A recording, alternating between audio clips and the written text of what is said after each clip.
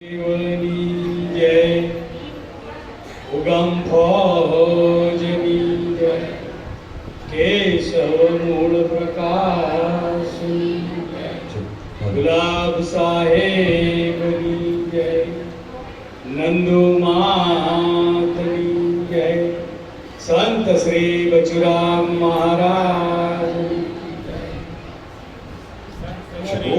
જય।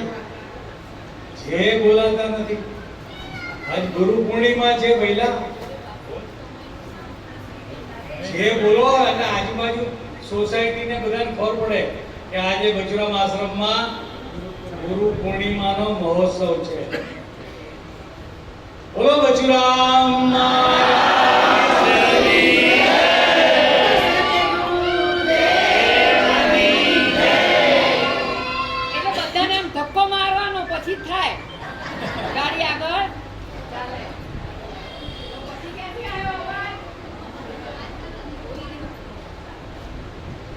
ગુરુ પૂર્ણિમા એનું માતમ આદિ અનાદિથી આપણે કરતા આવ્યા છીએ, પણ આ માતમ કરે કોણ? ગુરુ પૂર્ણિમાનું માતમ કોણ કરી શકે?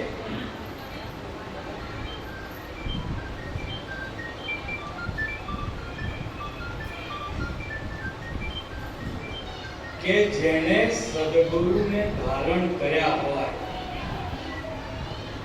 સદગુરુ શું છે એની જેને ખબર હોય કે ભાઈ સદગુરુ એવું શું,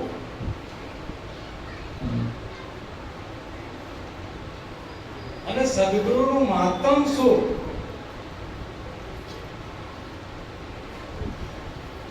तो केशव भगवान कहता, केशव इस संसार में जन्म मरण दो है दुख। जन्मનું અને મરણનું આ સૌથી મોટામાં મોટું દુઃખ છે। આનાથી મોટું બીજું જીવનમાં કોઈ દુઃખ નથી હોતું। એ તો આવે ને જાય, આવે ને જાય, પણ આ એક વખત આવે એટલે પછી જાય। केशव इस संसार में जन्म मरण दो है दुख, सतगुरु चरण ग्रही लो तो अटल पाओ सुख। जेने नित्य सुखनी जेने खेवना छे, नित्य जेने आनंदમાં રહેવું છે, જેને આ મનુષ્ય જીવનનો આનંદ ખરેખર જેને મેળવવો છે, એને સદગુરુનું ચરણ। તો સદગુરુનું ચરણ મળે કેવી રીતે? સદગુરુનું સાનિધ્ય કેવી રીતે મળે?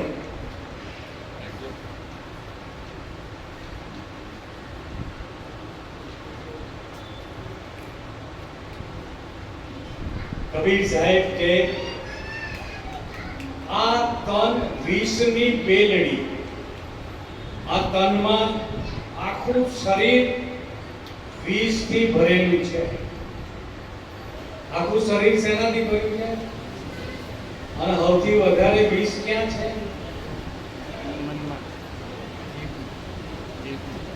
સૌથી વધારે વિષ ક્યાં? હા, પેલું તો દવાથી ઉતરી જાય, અહીંથી જે વિષ ગયું હોય ને એ જીવન પર્યંત ઉતરે। એટલે આ તન વિષની બેલડી, સતગુરુ અમૃત की खान। शीश दिए भी सदगुरु मिले तो भी सस्ता, शीश दिए सदगुरु मिले तो भी सस्ता जान। तो સદગુરુનું કેટલું મહત્વ! શીશ ઉતારીને આપી દઈએ અને જો સદગુરુ મળે તો પણ કેવા કીધા છે? સસ્તા। કેમ સસ્તા? 84 લાખ યોનિમાં બધાયમાં શીશ તો હતા જ, બધાયમાં શીશ હતા, પણ ક્યારેક સદગુરુ મળ્યા દરેક યોનિમાં માતા પિતા સગા સંબંધી બધું હોય, પણ સદગુરુ તો ફક્ત ને ફક્ત આ એક જ યોનિમાં મળે. અને સંતો કે સદગુરુ સિવાયનો જે કઈ સંબંધ છે એ બધો સ્વાર્થનો છે. સદગુરુ સિવાયના જે કઈ સંબંધ છે એ બધા શેના છે? સ્વાર્થના. અને સદગુરુ એક જ એવા છે કે જે નિસ્વાર્થ ભાવે સેવકની સેવા કરે છે. વિચાર કરીએ, મીરાબેનનું ઝેર કોણ પીધું? કોણે પીધું? કૃષ્ણ આયા તો ઝેર પીને અમૃત થઈ ગયું. નરસિંહ મહેતાના કામ બધા કોણે કર્યા?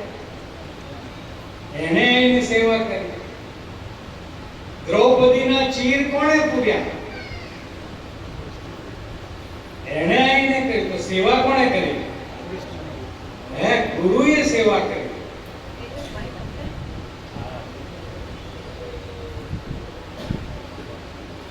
એ નહીં, પીલું આપી દો તમે, એ લઈ લો. હેલો. અને આજની તારીખમાં પણ તમે મનમાં કંઈક વિચાર કરો અને સદગુરુને યાદ કરો અને તમારું કામ થઈ જાય.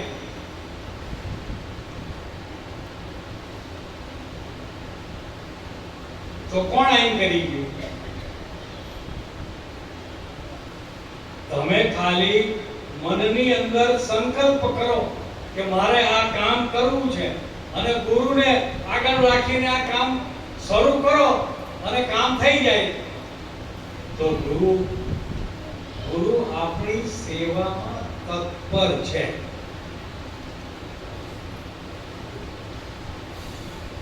એટલે ગુરુનું માતમ જ્યાં સુધી નહીં સમજાય ત્યાં સુધી ગુરુ પૂર્ણિમાનું માતમ આપણને સમજાવવાનું નથી. અને ગુરુનું માતમ જેણે ગુરુને તન મન ધન અર્પણ કરી ગુરુના ચરણ સેવ્યા છે એને જ મળે. એટલે કેશવ ભગવાન ગુરુનું માતમ કરતા આપણને કે બલિહારી ગુરુ તેરે ચરણો, बलिहारी गुरु तेरे चरणों की, चरणों की दुख हरण. गुरु चरण दुख ने निवारण माटे, ભવો ભવના દુઃખમાંથી છુટકારો મેળવવા માટે સદગુરુનું ચરણ સિવાય કોઈ ઉદ્ધાર નથી. कबीर साहब के बलिहारी गुरु मूर्ति की बलिहारी, संतो गुरु मूर्ति की बलिहारी, गुरु दाता गुरु आप विधाता. पठे तो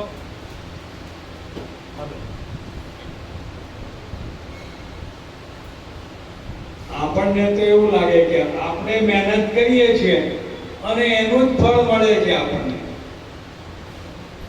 આમાં ગુરુ શું કરે?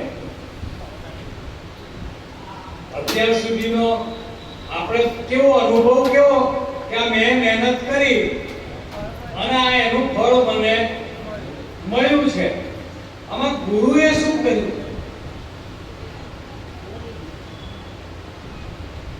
ગુરુનું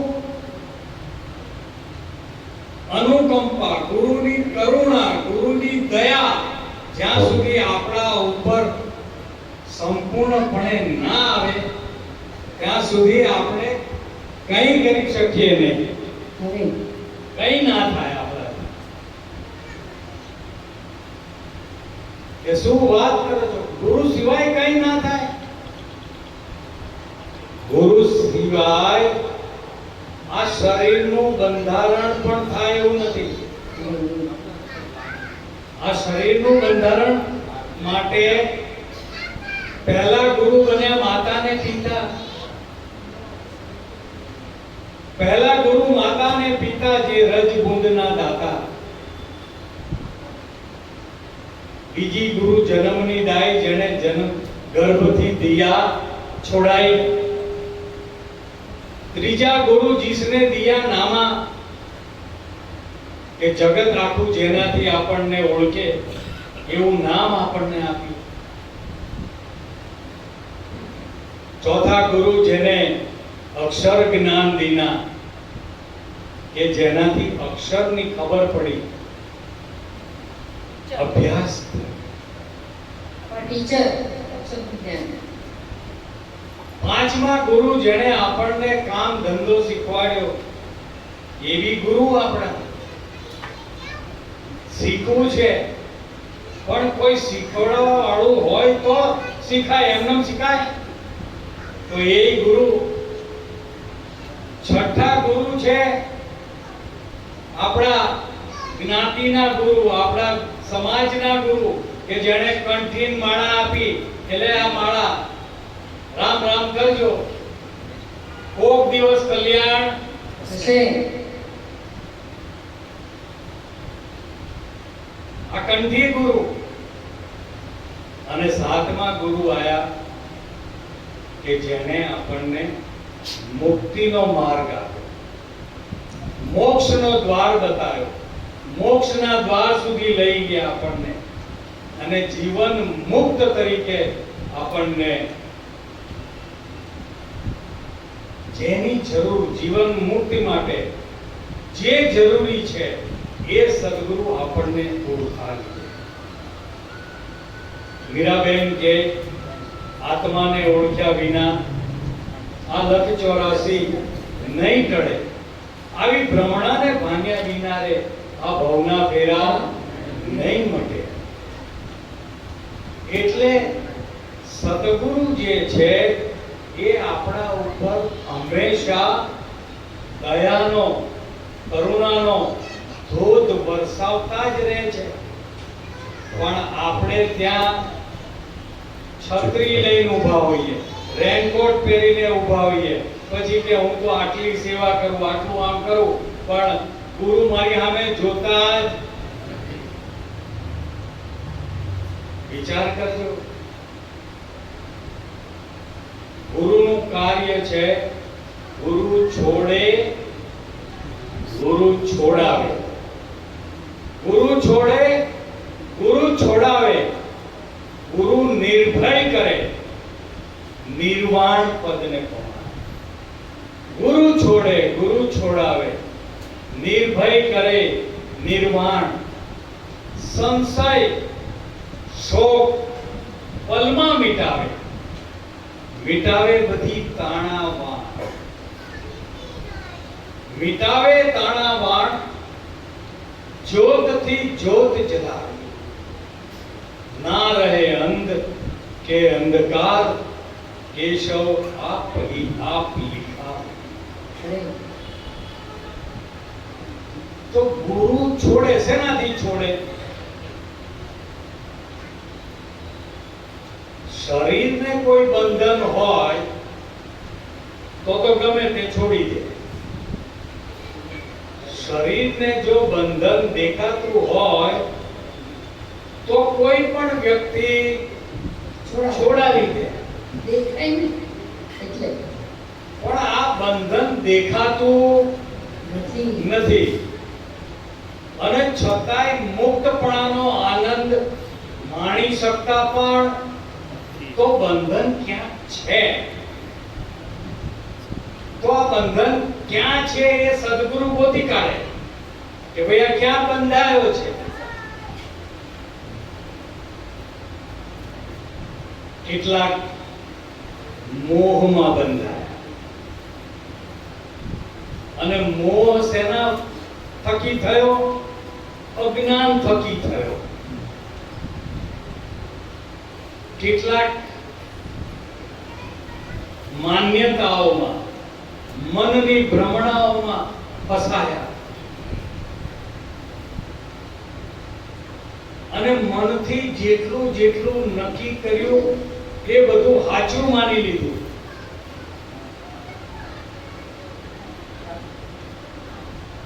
હવે વિચાર કરો કે મનથી જેટલું જેટલું નક્કી કર્યું એ બધું સાચું હોય તો સ્વપ્નમાં તો તમે કંઈક કરોડની લોન લાગી ગઈ હોય, લોટરી લાગી ગઈ હોય તો તમે કરોડપતિ થઈ જાઓ ને તરત જ.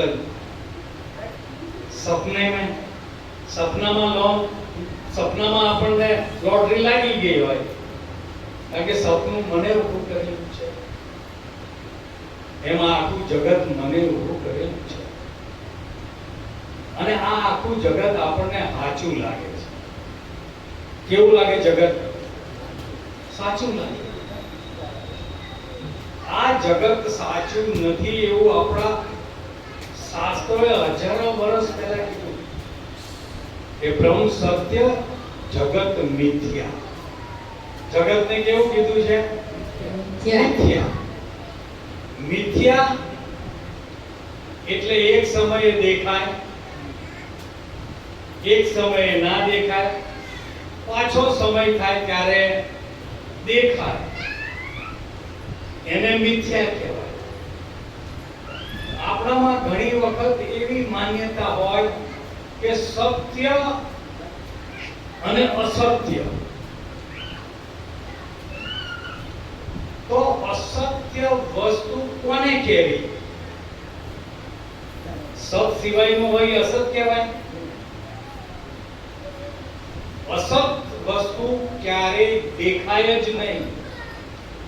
જેની હાજરી હોય જ નહીં, ત્રણ કાળમાં જે હાજર ના હોય એને અસત કહેવાય.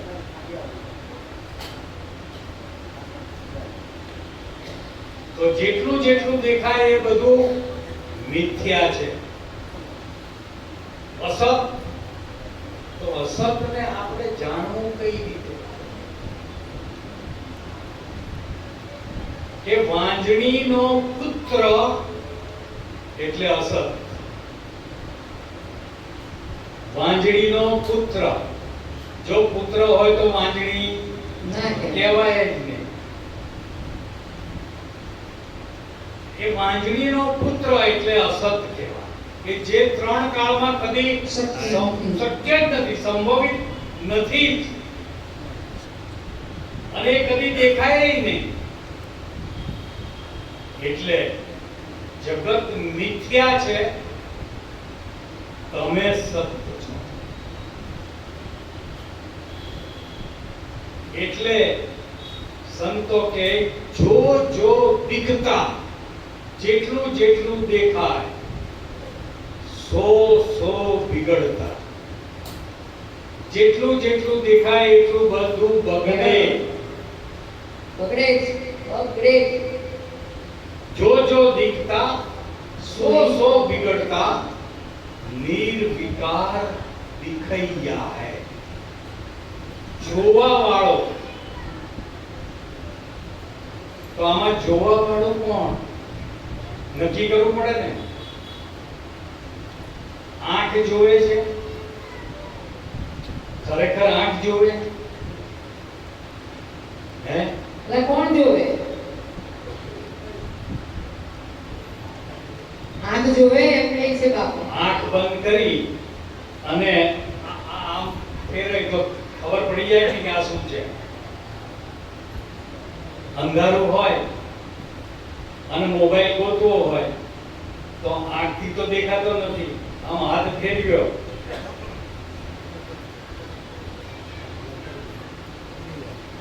મળી જાય કે ના મળે? તો ફક્ત આંખેથી જ દેખાય. એ તો માધ્યમ છે. આંખ માધ્યમ છે. જેને આંખ નથી એવા ઘણા બધા મેં જોયા છે. આમ આમ આમ આમ ઘડિયાળમાં આમ ફેરવે ને કહી દે કે અત્યારે 11 વાગ્યા છે. આંખ ના હોય છતાંય હાર્મોનિયમ પણ વગાડતા હોય છે. હાર્મોનિયમ વગાડે, સુર બધું થાય એનાથી. એટલે આંખ જોતી, અને કદાચ તમે એમ કહેતા હો કે આ આંખ જ જુએ છે, તો રાત્રે સૂઈ જાઓ, ગાઢ નિંદ્રામાં હો, આંખો બંધ હોય તો ત્યારે આંખો ખુલ્લી હોય બંધ હોય, આંખો ખુલ્લી હોય બંધ હોય, તો સપનું આવે તો બધું દેખાય કે ના દેખાય? એ આંખ કેમ? આંખો તો બંધ છે,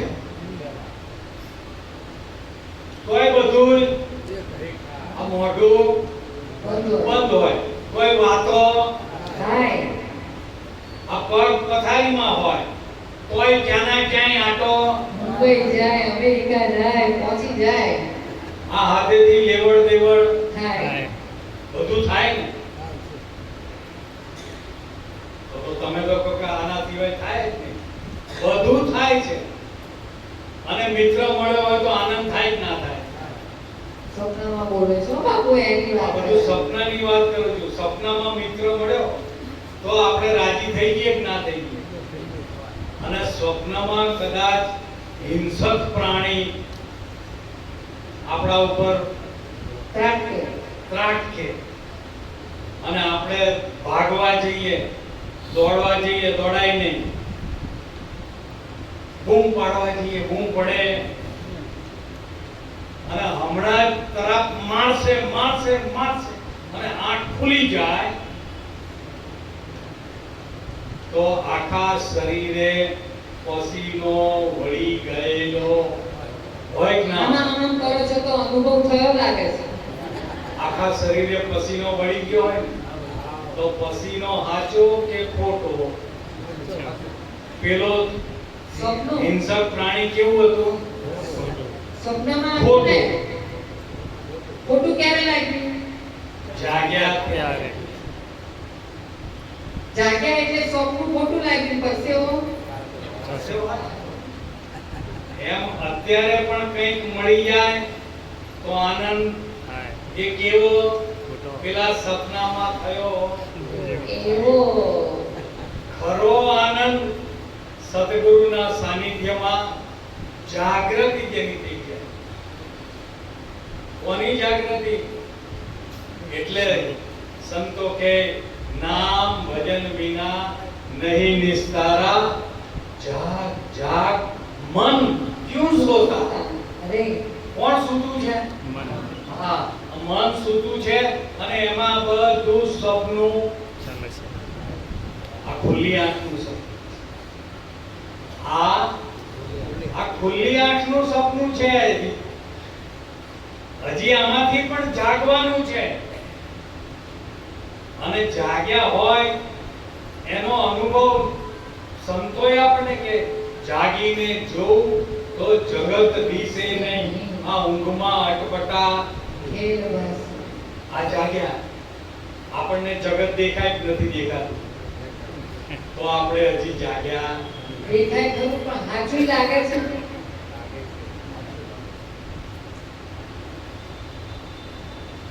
નામ ભજન વિના નહીં નિસ્તારા, જાગ જાગ મન ક્યું સોતા? આ જાગ્રત નગરીમાં ચોર નહીં લૂટે.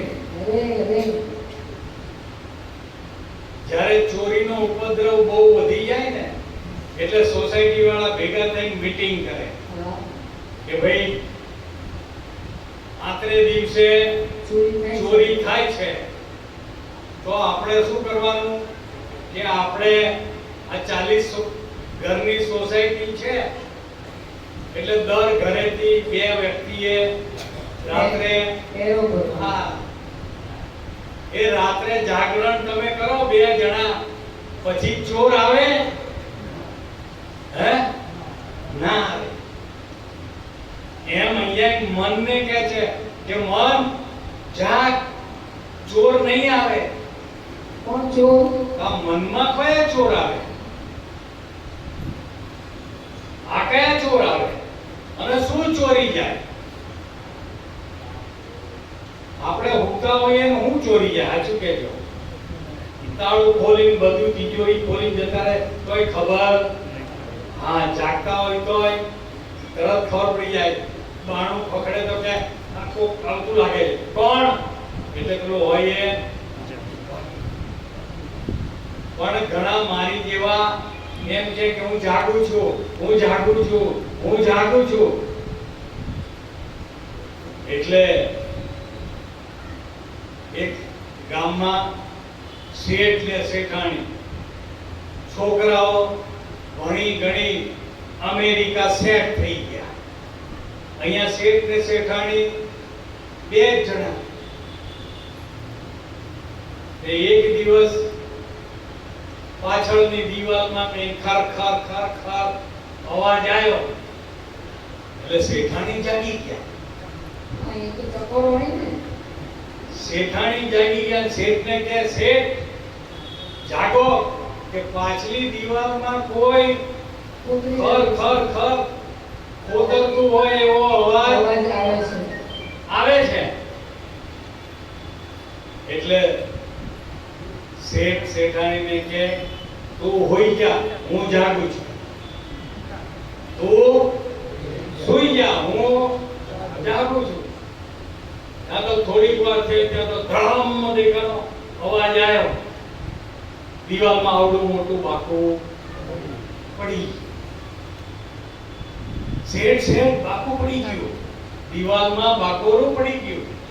કે તું હોઈ જા, હું જાગું છું. તું તારું હોઈ જા. તું હોઈ જા, હું બાકું પડ્યું. એટલે એમાંથી 3-4 ચોર ઘૂસ્યા. ઘૂસ્યા. શેઠ ચોર ઘૂસ્યા કે તું હોઈ જા, હું જાગું છું. ચોર સીધા જ્યાં તિજોરી હતી એ રૂમમાં ગયા. શેઠાણી કે આ ચોર આ તિજોરી વાળા રૂમમાં ગયા કે તું સુઈ જા, હું જાગું છું. એટલે શેઠાણી વિચાર કરે કે શેઠ કંઈક યુક્તિ કરી અને આને બગાડશે. પકડાવશે કાં તો બગાડી દેશે. હા. કંઈક યુક્તિ વિચારતા હશે. હશે કે હું જાગું છું. તું તારે ત્યાં તો ખટાક દેખાનો અવાજ થયો. શેઠ તિજોરીનું તાળું તોડી નાખ્યું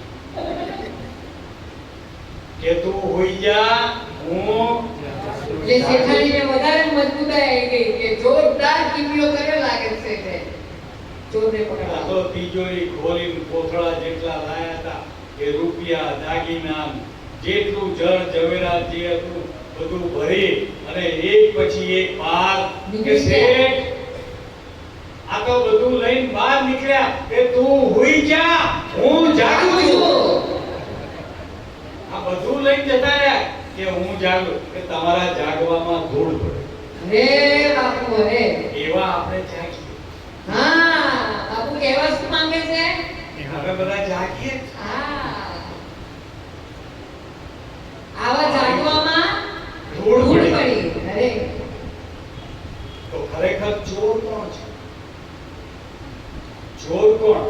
કે જે આપણને આપણી સહેજ ગફલત થાય અને અંદર ઘૂસી જાય. કામ, ક્રોધ, લોભ, મોહ, મદ, મત્સર, રાગ, દ્વેષ આ બધા ચોર ક્યારે ઘૂસી જાય ને આમાં ખબર પડે. ચિંતા, અશાંતિ આ બધું ક્યારે ઘૂસી જાય? અને આ ઘૂસી જાય તો ચોરી શું કરી જાય? હે? તમારું શું ચોરી જાય? તમારી શાંતિને ચોરી ચોરી જાય. જાય. તમારા સંતોષને ચોરી જાય. તમારા આનંદને ચોરી જાય. એટલે ગમે તે મળે ને એને પહેલા તમે પૂછો ભાઈ કેમ છે? એ બહુ સારું.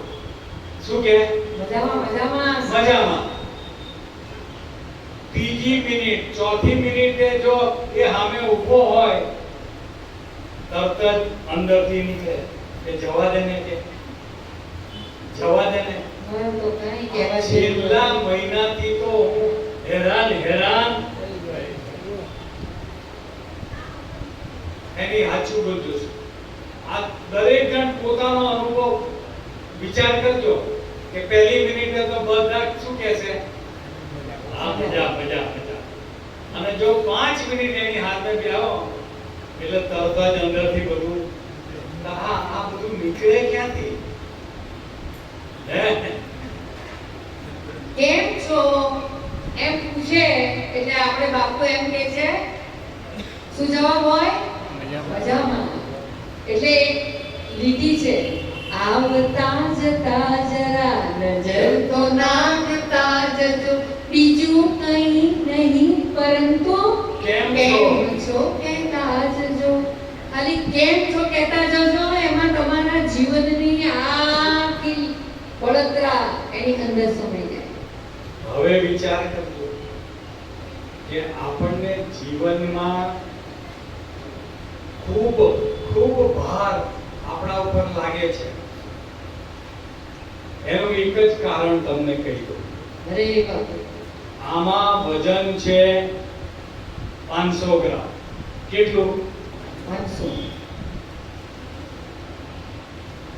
આમ હું 1 મિનિટ પકડી રાખું તો આનું વજન મને લાગશે નહીં. 1 મિનિટ પકડીશ તો લાગશે. 5 મિનિટ પકડીશ એટલે હાથ નમી જવા લાગશે. 1 કલાક પકડું તો થાક લાગશે. આનો ભાર વધતો જશે. હા, ખરેખર વજનનો વધ્યો નથી.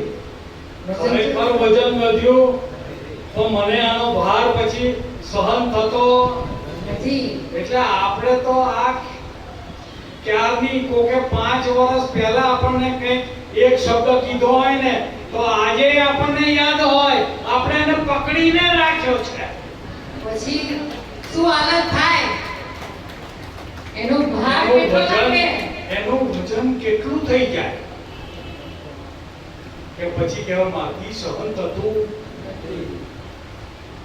એટલે શબ્દનો ભાર નથી, પણ શબ્દને પકડી રાખ્યો એનો ભાર વધારે છે. આ ભાર આપણા બધા ઉપર આનો છે. અરે બાપુ રે, એટલે જેટલી પકડ મજબૂત કરી એટલો ભાર વધારે લાગ્યો. અને આ મજબૂત પકડને છૂટી કરવી હોય, આ છૂટી કરી દેવી હોય તો એકદમ સરળ ઉપાય છે. હા એ કઈ દો આજે હે? આવ સહેલો, આવ હેલામાં હેલો ઉપાય છે. ઇજ્જત, ધન, માલ ને મિલકત. ઇજ્જત, ધન, માલ ને મિલકત બધી ત્રીજ છે સરજત, બધી ત્રીજ છે સરજત. તને બાંધી રાખે છત, ઉડી જો યાર ઉડાશે. હારું, ઇજ્જત, ધન, માલ અને મિલકત બધું જન્મ્યા ત્યારથી જ આપણી જોડે આવ્યું. કેટલા રૂપિયા લઈને જન્મ્યા? જન્મે ત્યારે મુઠ્ઠી વાળેલી હતી, કઈ નહોતું. અને અત્યારે છે માનો કે એ બધું કોણે બુજાવ્યું? હે કોણે ભેગું કર્યું? ભેગું ભેગું. હા, તમે. પણ તમને બાંધી રાખે. આપણને એવું લાગે કે મેં ઊભું કર્યું એ મને બાંધે, મેં ઊભું કર્યું એ મને બાંધે.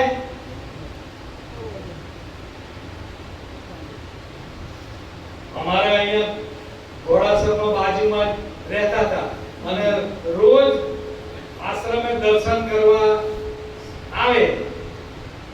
પછી બોપલમાં 3 કરોડનો બંગલો બનાવ્યો. 3 કરોડનો. પછી કે ભાઈ ગુરુવારે તો આવો, કે બાપુ ત્યાં બંગલો રેઢો ના મુકાય. એટલે બંગલો તમે બાંધ્યો કે કે હા બંગલાએ તમને બાંધ્યા. હવે નીકળાતો આ બંગલામાંથી નીકળાતો બાંધ્યો કોણે? અલા અમારા વેવાઈની વાત. અમારા વેવાઈએ ભેંસ લીધી નવી કે બાપુ આપણે ભેંસ બાંધી. પછી ફોન કર્યો કે હવે આ ગુરુ પૂર્ણિમા આવે છે તો 2 દિવસ આવો. કે બાપુ મારથી નીકળાય નહીં. કે કેમ? કે ભેંસ મારા વગર ઊભી ના રહે, કોઈને દોવા દે નહીં. બીજા કોઈ ના જોવા દે. એટલે આ તો તમે ભેંસ બાંધી કે ભેંસે તમને બાંધી દીધા કે હવે તમને ભેંસ છોડે નહીં. એટલે આવું થયું. હવે આપણને અત્યારે હસવું આવે છે પણ ખરેખર આપણે બધા આ રીતે બધા બંધાયેલા છીએ. અને ખાસ કરીને આપણે બધા તો એટલા માટે કે આ શરીર જ હું નથી એવું સદગુરુએ સમજાવી કીધું કે શરીર તું નહીં. તો શરીર દ્વારા જે કંઈ બી ભેગું કર્યું હોય કે ઊભું કર્યું હોય એ તમારું થાય ખરું? જો શરીર જ તમારું નહીં તો શરીર દ્વારા ભેગું કરેલું હોય જ નહીં આપણું. છતાંય બાદ પીડીને બેઠા કે આ શરીર દ્વારા પુત્ર પુત્રીઓ ઉત્પન્ન કર્યા. શરીર દ્વારા પુત્ર પુત્રાદી ઉત્પન્ન કર્યા. હવે એને કંઈક થાય એટલે આપણે ઊંચા નીચા થઈએ જ નહીં. સાચું બોલું? સારું છોકરાનું તો કર્યું પણ એના ઘેર છોકરા થાય એને એ વધારે વ્યાજ આવ્યું છે. હે મૂડી કરતા વ્યાજ વધારવાનું હોય. આ પાકું છે. આ બધું જો આ વધારે ને વધારે મજબૂત કરતા જઈએ. આ તો પેલો વાણિયાને ભગવાન પ્રસન્ન થઈ ગયા. હા એ માંગ માંગ તું માંગે એ આલું. હવે જો વાણિયા કેવું માંગે કે હું મારી હવેલીમાં ચોથે માળે સોનાના હિંચકામાં મારા પપૌત્રને હિંચકાવું એવું વરદાન આલો. અને પૌત્ર પુત્ર એનો પુત્ર ને એનો પુત્ર અને એને હિંચકાવતા હું જોઉં એટલે આંખો હારી રે મારી. અને હોનાનું ઘોડિયું હોય એટલે એટલી જાવ જલાલી તો હોય ને. આલે આ વાણિયા આવું માંગી લે. અને આયુષ્ય પણ હોય ને એના માટે. ચોથો ભાઈ કે ધન દોલત હોય એટલે હવે નીકળે. અરે એમાં આપણે માંગવું હોય ગુરુભાઈ શું માંગીએ?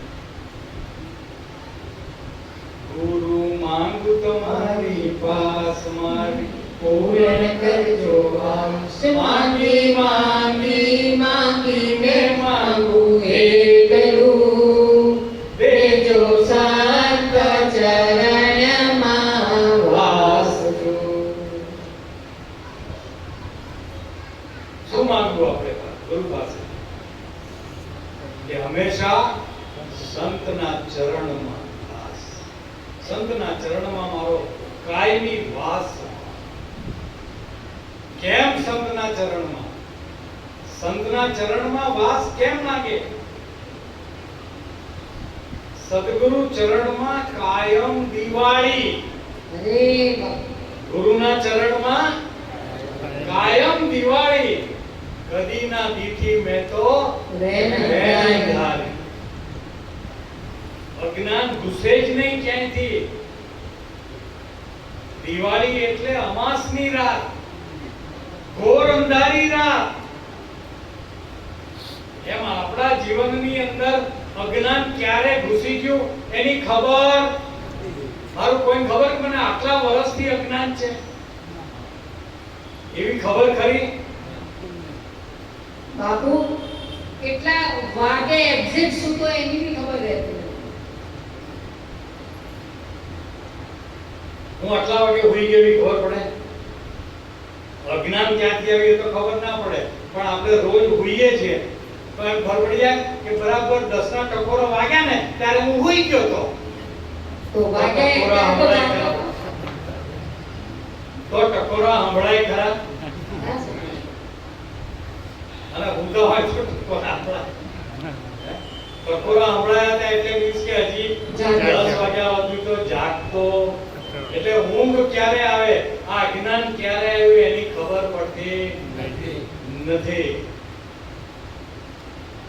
પણ કેટલા વાગે ઉઠ્યો એની ખબર પડી જાય કે ના પડે? પડે. આટલા ઉઠ્યો તો આટલા જ વાગ્યા. એમ આમાંથી જાગૃતિ ક્યારે થાય એની ખબર પડી જાય તરત જ.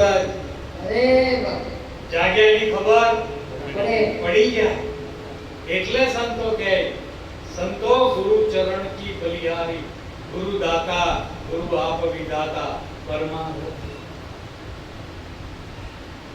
સંતના ચરણમાં ગયા એટલે શિષ્ય કહે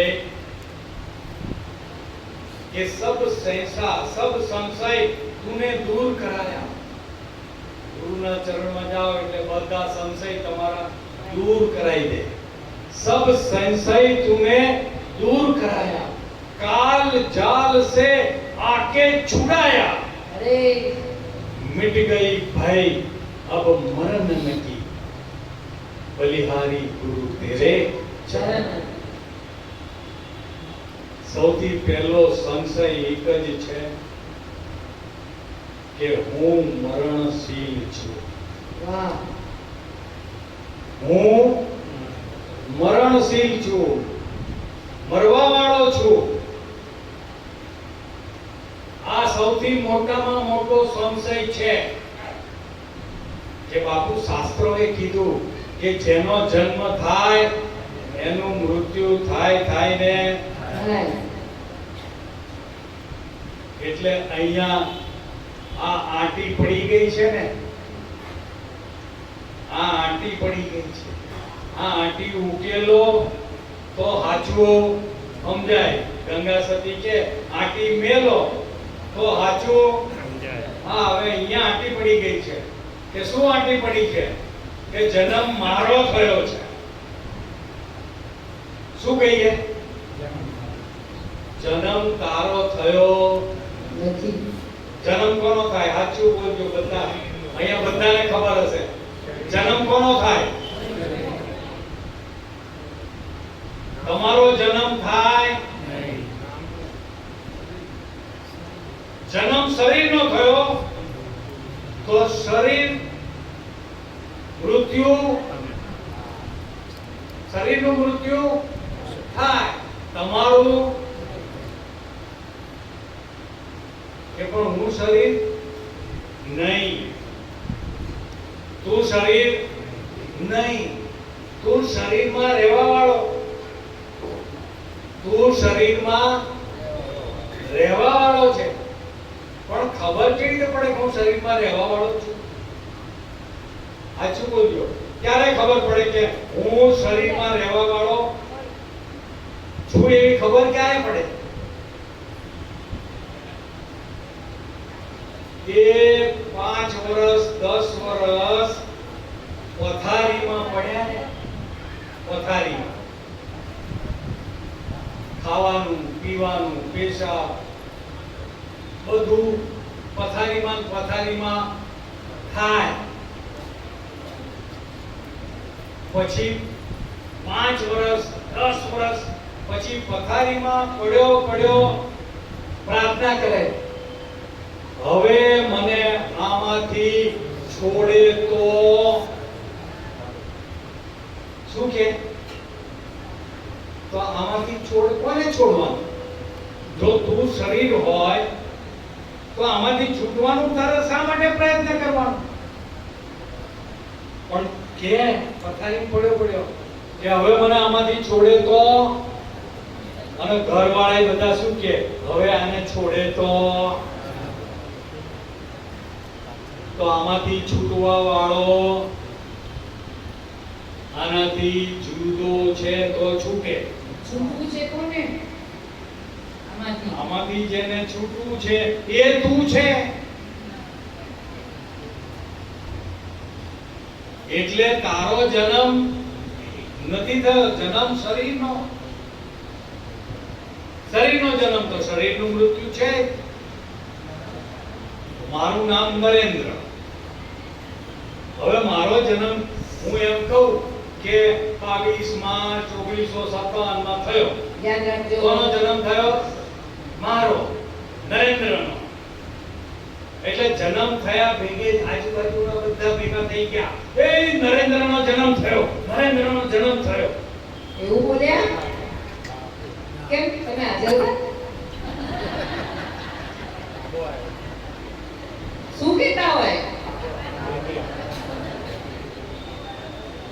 એમ તમે બધા પોતપોતાના નામનો વિચાર કરજો કે જન્મે ત્યારે આજુબાજુ વાળા બધા ભેગા થઈને એટલે નરેન્દ્રનો જન્મ થયો, પેંડા ખાઓ કીધું. એમ સૌએ તમારા નામનું યાદ કરો. નક્કી કરી લેવાનું. સારું, તમારો જન્મ થયો શરીરનો, પછી છઠ્ઠા દિવસે નામ આપ્યું,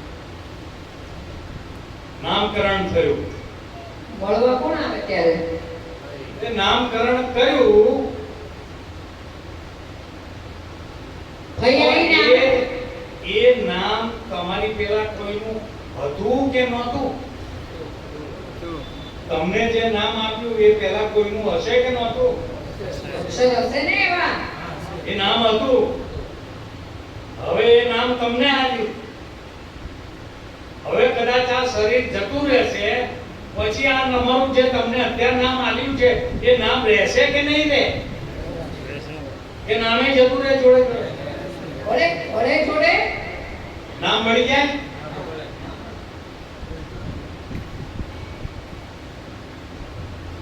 તો કૃષ્ણે કીધું કે શસ્ત્ર મને કાપી શકે નહીં, તો નામને શસ્ત્ર કાપી નાખે? કાપે? અગ્નિ મને બાળી શકે નહીં, તો આને બાળી શકે? પાણી મને ભીંજવી શકે નહીં, તો તમારા નામને પાણી ભીંજવે?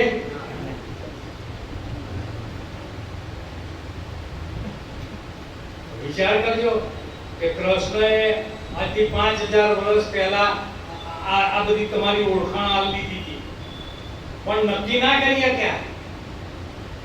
આપણે નક્કી ના કરી શક્યા કે કૃષ્ણએ કીધું તું એ હું છું. સદગુરુ મળે તો તને શાન બતાવે. આ શાન તને આજ આપે કે તે તું છે. તત્વમ અસી. તું જેને જેને યાદ કરે એ તું છે.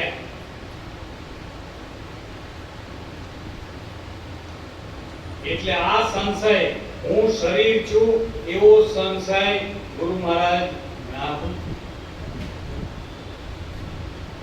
પછી કે કાલ જાલ સે આકે છુડાયા. અત્યારે કેટલા વાગ્યા ભાઈ?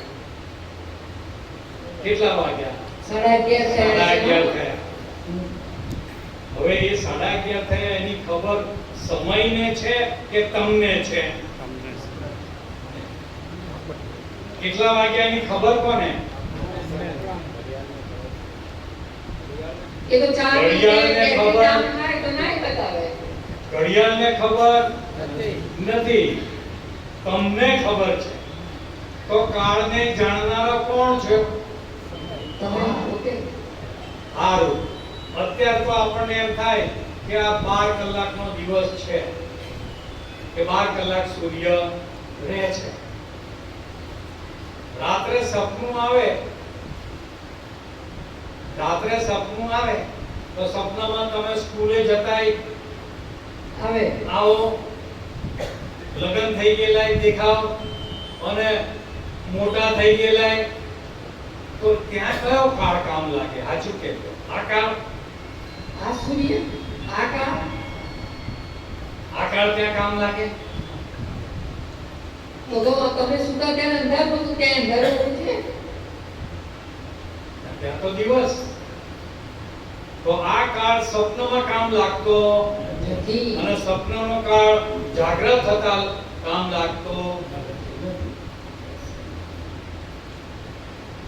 બજરંગ બાપુ એક દ્રષ્ટાંત દેતા કે એક ભાઈ હુઈ ગયા અને સપનું આવ્યું. સપનામાં પડોશી જોડે પાણી ભરવામાં માથાકૂટ થઈ. પહેલા પાણી ભરવા લાઈન લગાવી. ખાલી મ્યુનિસિપાલિટીનો એક નળ હોય અને 50 ઘર હોય ને એટલે 50 જણા લાઈન લગાવે. એમાં બાજુવાળા જોડે પાણી ભરવા માટે માથાકૂટ થઈ અને ઝઘડો ઉગ્ર થઈ ગયો અને આ ભાઈને ક્રોધ આવી ગયો અને પડોશીના માથામાં કોથળ પદાર્થ મારી દીધો. પેલા ભાઈનું મરી ગયું.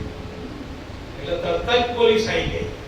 આમ તો ના મોડી આ આવે. સપનામાં તો તરત કેસ થયો, તરત જ જજમેન્ટ આવી ગયું અને 14 વર્ષની જેલ લાગુ પડી. શેમાં? સપનામાં. આ યાદ કરવાનું પાછું. અને 7 વર્ષ સુધી જેલમાં રહ્યો. સપનામાં કેટલા વર્ષ જેલમાં કાઢ્યા? અને પછી પત્નીએ ઉઠાડ્યો, હેડો હવે 8 વાગી ગયા. કામે નહીં જવું. તો ઉઠ્યા પછી બીજા 7 વર્ષ જેલમાં જવું પડે? તો પેલા 7 વર્ષ કાઢ્યા એ હાચા? એ ખોટા. અને હવે નહીં જવું પડે એ તો સમયને ખબર નથી. काल जाल से आके छुड़ाया, मिट गई भय अभी मरण की. હવે મરવાનું મારે નથી. કારણ કે સાગર મુઓ ગુરુના હાથે. હવે ફરી નથી મરવું. ગુરુના હાથે મરી ગયા. આછું બોલજો, કેટલા ગુરુના હાથે મર્યા? આજે સવારથી ફોટોગ્રાફી ચાલે છે, ફોટા પાડે છે. બાપુ સતત બોલતા રહ્યા કે કોઈના માથા ના આવવા જોઈએ, કોઈના માથા ના આવવા જોઈએ. તો ફોટા પડાવવા વાળા હોય ને એ ઉપર ત્યાં હરખા ઉભા રહે કે એનું માથું આવવું. એટલે બાપુનો હિસાબ એવો હતો કે આપણે બધા આ બધું ઉતારીને આયા છીએ ગુરુ ચરણમાં.